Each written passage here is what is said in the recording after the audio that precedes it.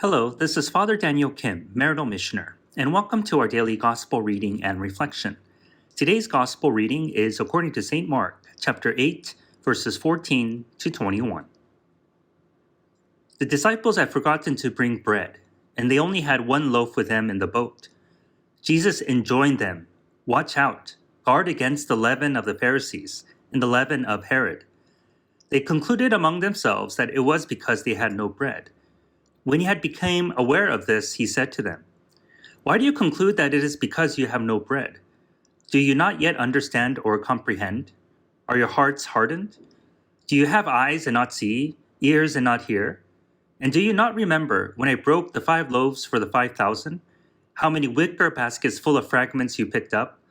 They answered him, 12. "When I broke the 7 loaves for the 4,000, how many full baskets of fragments did you pick up?" They answered him, 7.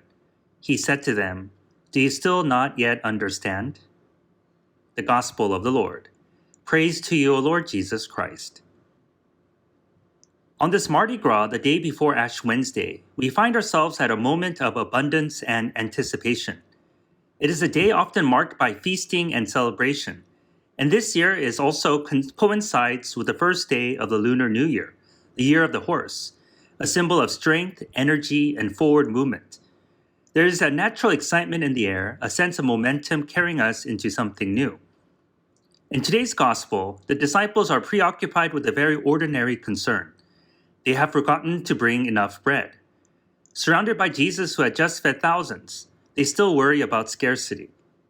Jesus gently but firmly warns them about the leaven of the Pharisees and of Herod, calling them to look beyond what fills their stomachs and to recognize what shapes their hearts. They have bread in the boat, but more importantly, they have Christ with them, and still they do not yet understand.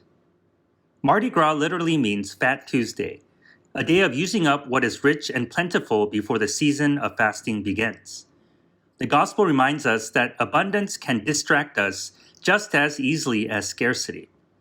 As we stand on the threshold of Lent, Jesus asks us the same question he posed to the disciples. Do you not yet understand? Are we focused only on what we consume, or are we attentive to what truly gives life? The Lunar New Year invites a similar reflection. The Year of the Horse calls for energy, discipline, and purposeful direction. Lent, too, is not about losing something for its own sake, but about moving forward, clearing away what clouds our vision so we could follow Christ with renewed strength.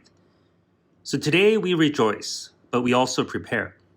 We enjoy the bread before us while remembering the bread of life who never runs out.